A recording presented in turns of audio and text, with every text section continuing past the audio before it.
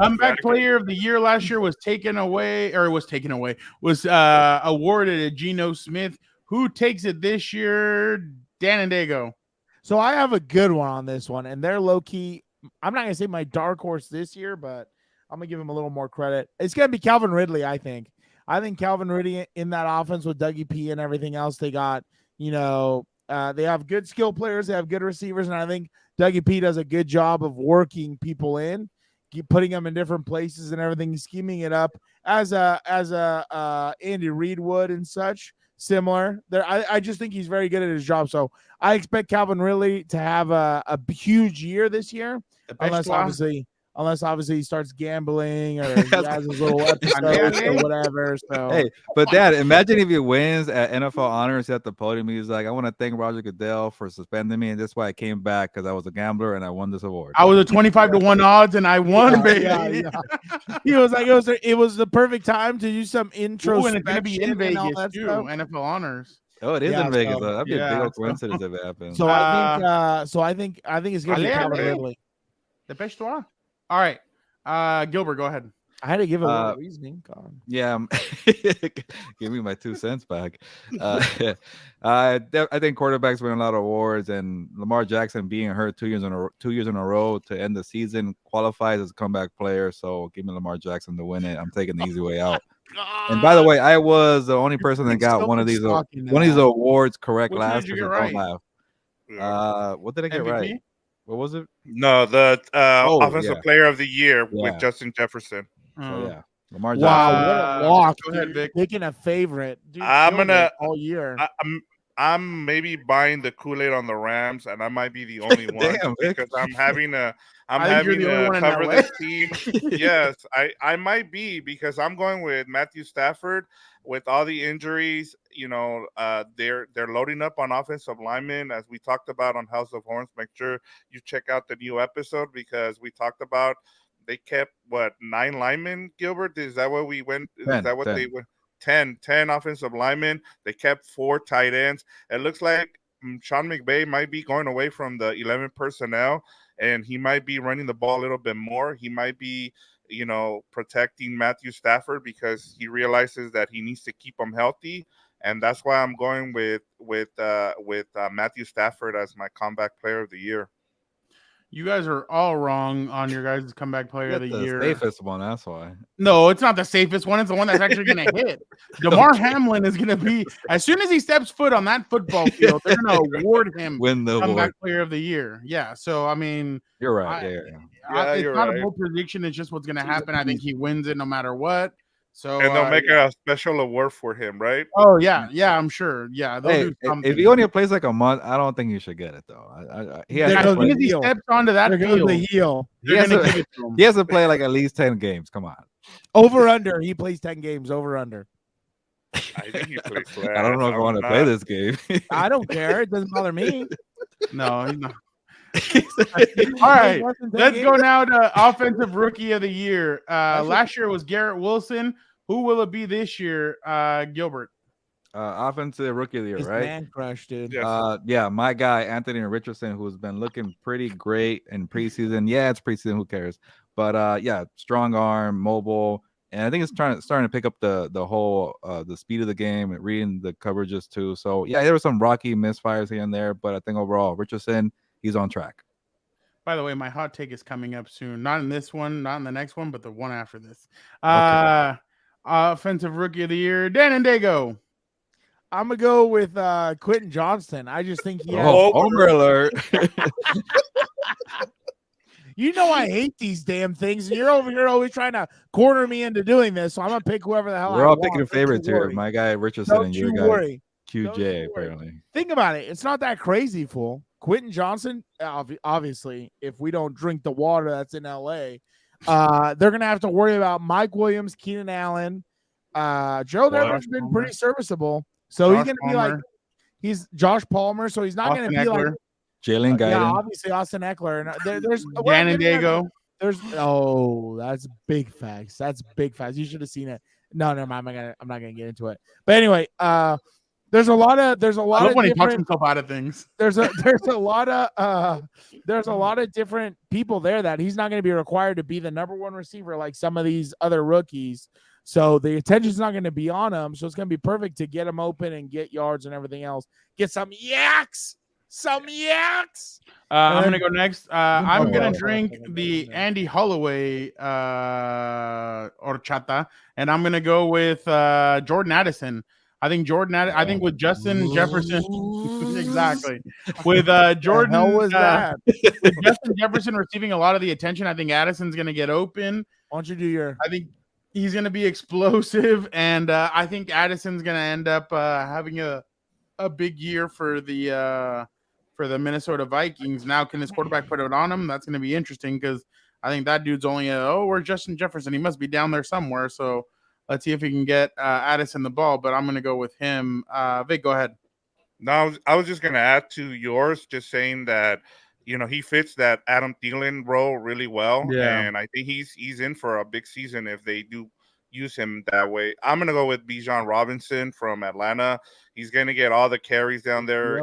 We've seen what Arthur Smith does with running backs, with Derrick Henry, and so I'm just expecting him to keep giving him the ball, and then with those receivers that they have, Pitts and also Drake London, it's gonna open up things for Bijan Robinson, especially out of the backfield. He's a great guy who catches the ball out of the backfield. So that's the only reason why I couldn't say the Falcons were going to make the playoffs is because the quarterback position has me same. Because they brought in a lot of the offensive linemen that they have are pretty solid. They have good players.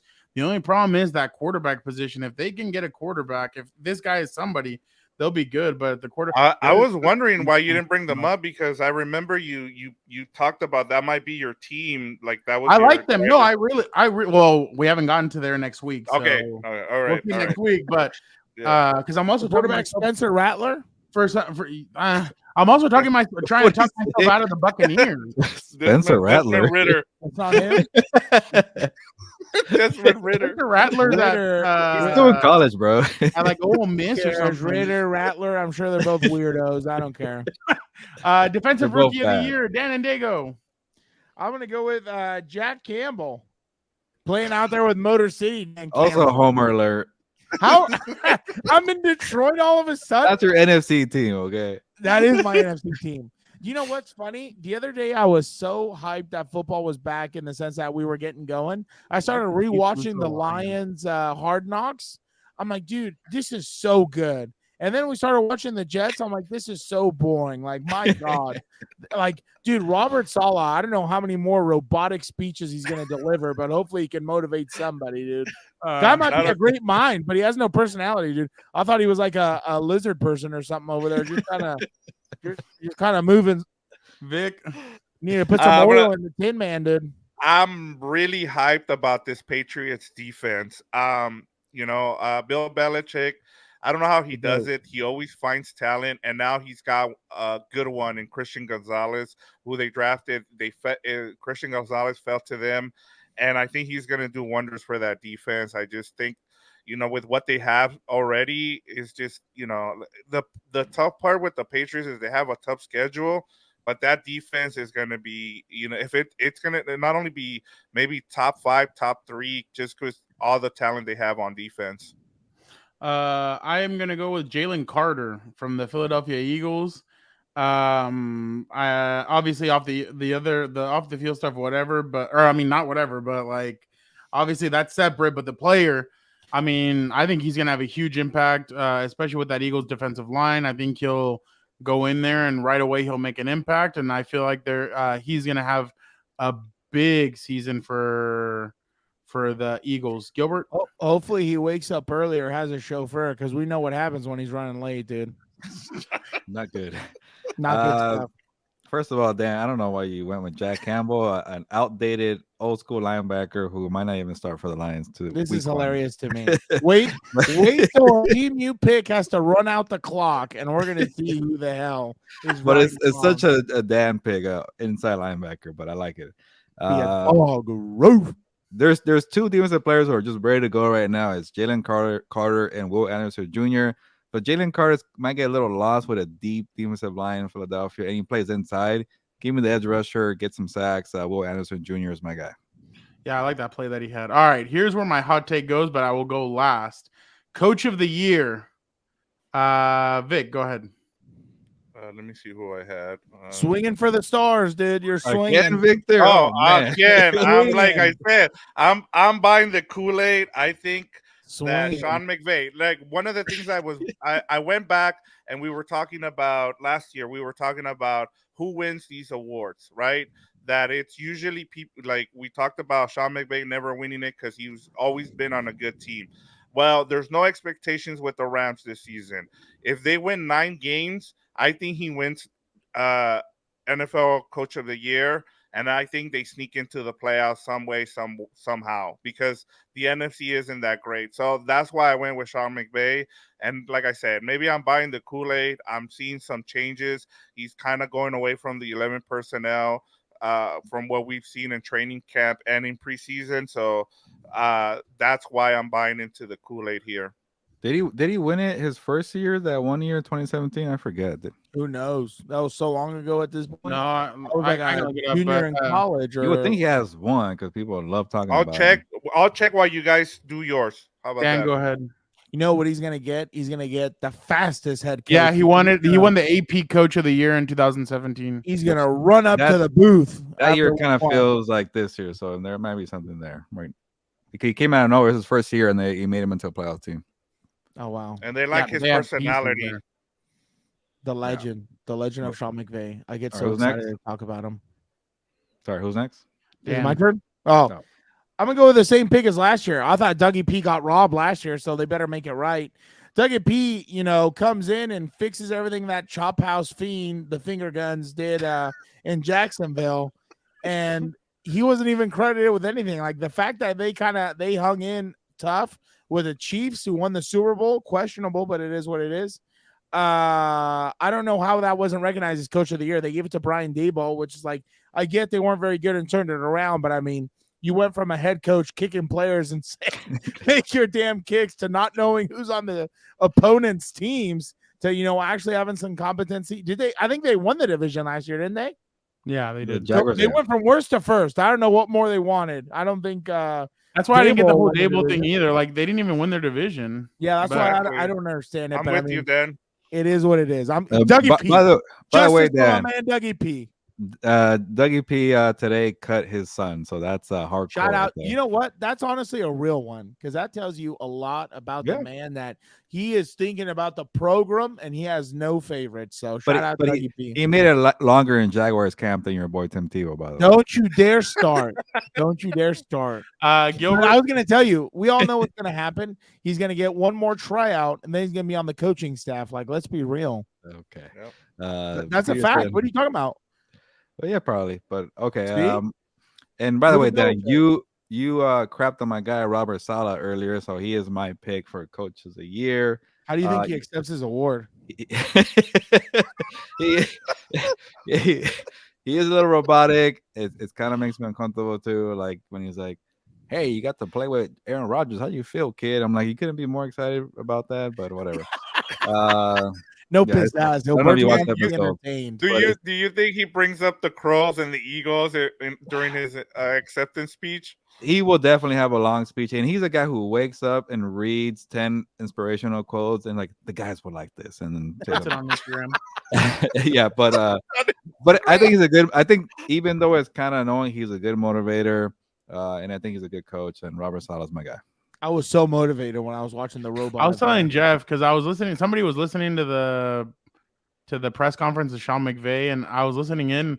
I feel like he'd be like, "Well, Jeff, or well, John, I think, it's Jeff. Oh, yeah, are you sure it's not John?" Like, and like he just has that kind of like voice where you feel like he's gonna get your name wrong and be like, "Are you sure?" And makes you even question your own name.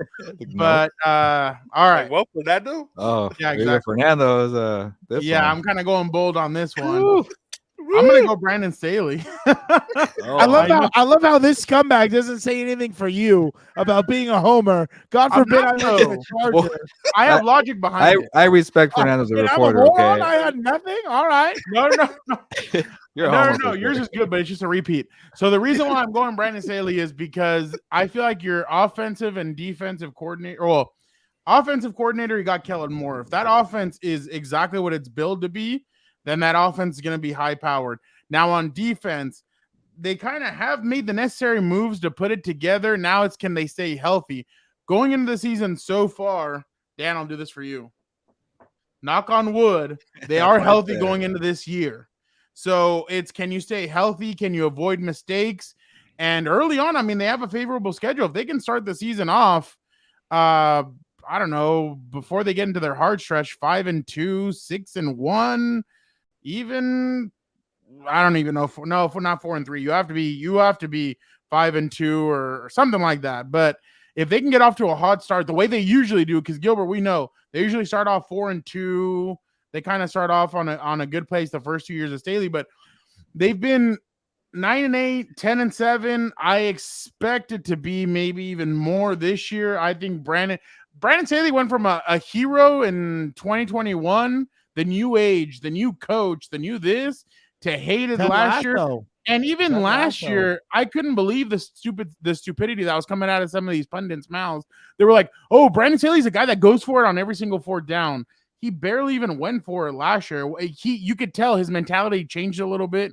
I think because the pressure kind of got to him a little bit. But I think Brandon, because on the busing with the boys, I know I'm going off, but Keenan Allen and Mike Williams were asked, "Hey, how do you guys feel about going for it on fourth down?" He's like, "Are you kidding? With the kind of offense we have with Justin Herbert and us, we want to go for it. That's our mentality. We had to beg them last year to go for it on certain opportunities because we feel like we have the team to go for it and get it." And they're like, "Oh, really?" They're like, "Hell yeah, we want to go for it. We don't want the ball to depend on somebody else.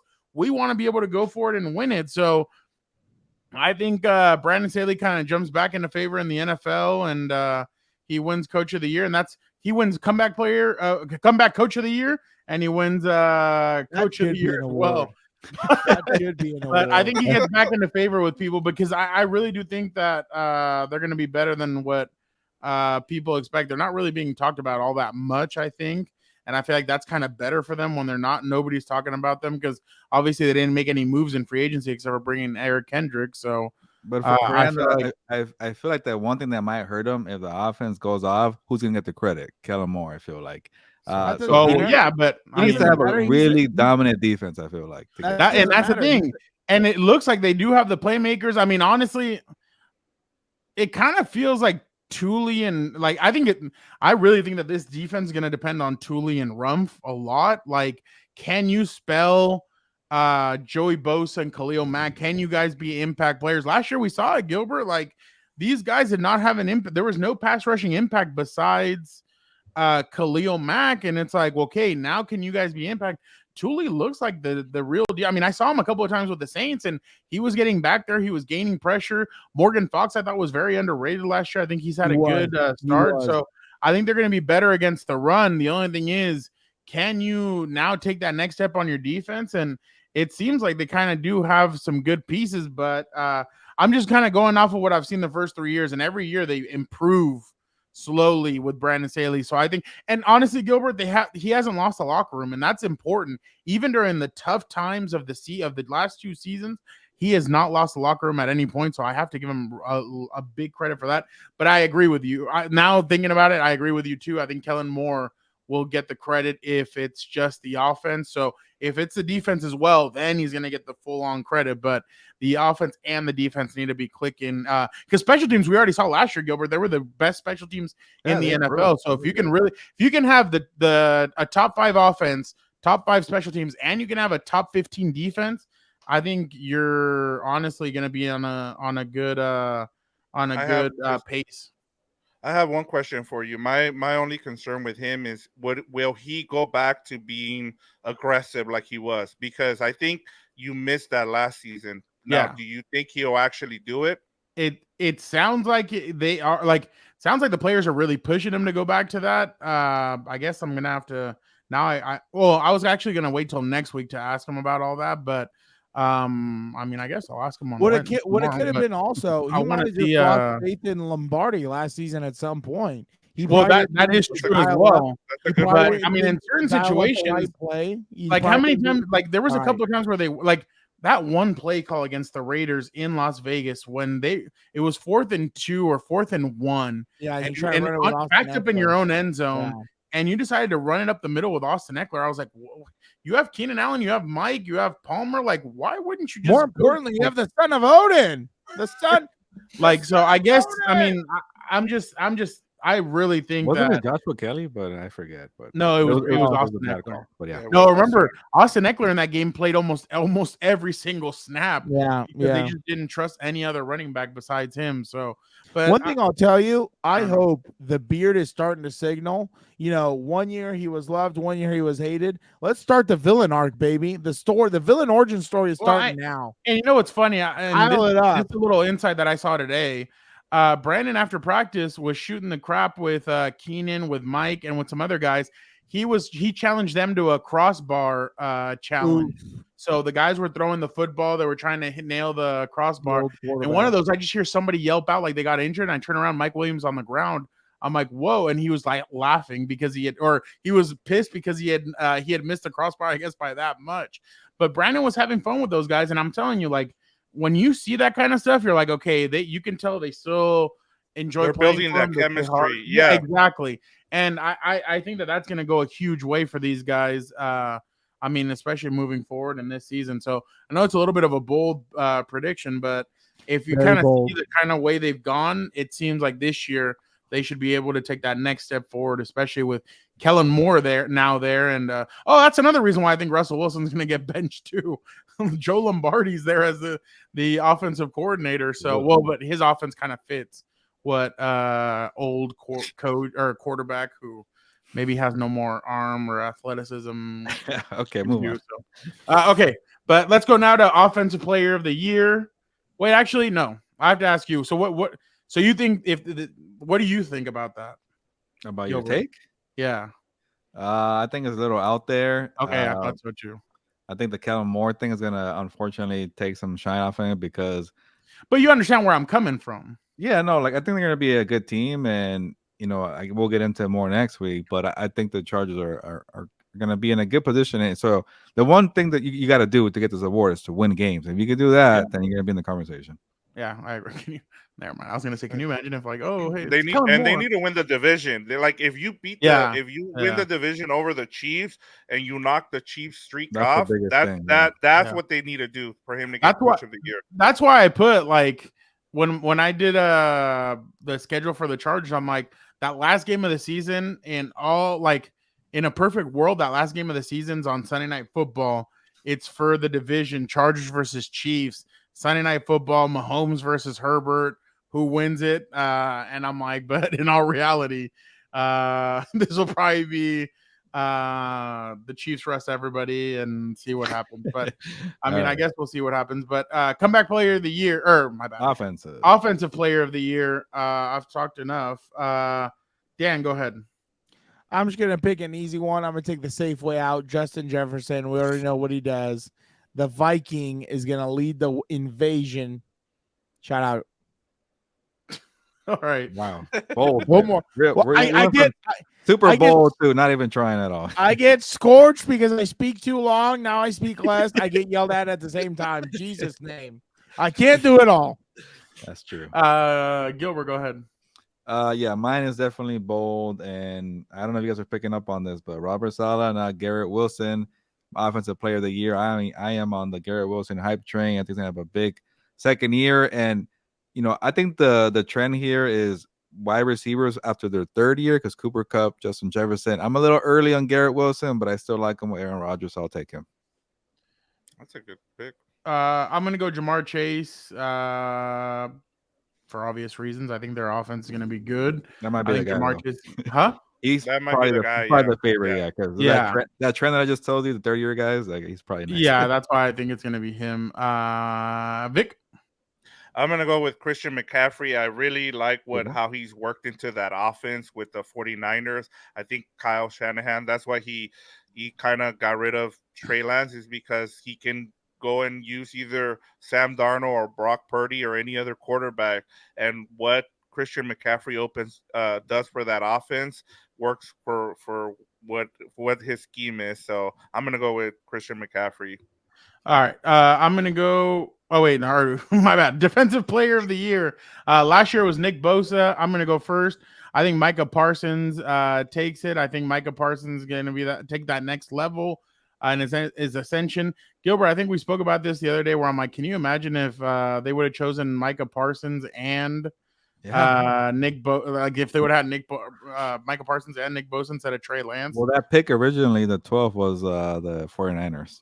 But that's what I'm saying. So that would have been incredible. Dan, go ahead. That's why you don't trade up for quarterbacks or rush it. Dan and Daygo knows a few things about a few things, fellas. I'm not just crazy in sunglasses screaming.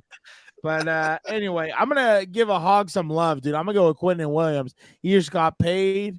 Hopefully he's going to be dominant up front. And, with Robert Saleh's defense and everything last year, they were pretty good. They were just missing an offensive game. So maybe this year he's going to take that next step, that he can get after it and understand that they're going to score points also. His offense is going to score points. So I'm going to go with Quentin Williams. He just got paid. He's probably going to go off this year. Gotta prove he's worth that contract. I like it. Yeah, I'm going to go with the homer pick here with Max Crosby. Exactly. Like I love what I'm hearing in terms of what he's been doing in training camp and also in the preseason. I can't wait to see what is in store for him. He has a little bit of help now on that defensive line, with Wilson, and then I don't know what's going on with Chandler Jones, but in terms of the defensive line, it looks a lot better than it's been the last couple of years, and so I can't wait to see what's in store for him. But I have him as a defensive player of the year. Gilbert, this is where I got screwed for going or putting my name last. I actually wanted to go Michael Parsons. Okay, just taken. Max Crosby, taken. And I like yours, Dan. Quentin Williams. Like, it's tough for the inside guys, but then you saw Aaron Donald get it, and then Chris Jones. Inside guys they're taking off lately. So I like that one. So for me, but I like to kind of favor the edge rushers a little more. I don't know how I feel about the Browns, but they did help out Myles Garrett, so that could be a good pick for me. What was that? Said I think it's gonna be ugly. Well, maybe offensively, but like they got Zadarius Smith, Dalvin Tomlinson, so he has some help up top, and that was kind of the issue. He was always kind of like Max Crosby by himself. So I think Myles Garrett's a Davion Clown. No, I'm just kidding. Oh, get out. He's gone. No, I know. I've never rated that guy. But, even ever since he took that guy's helmet off, like I've never shout out. Yeah. If Garrett wins the award, watch out for your head. Yeah. I was actually talking about Davion Clowney when he took the head off of. Talking about the Michigan player. No, but I know what you're talking about. All right, it is now time for the MVP.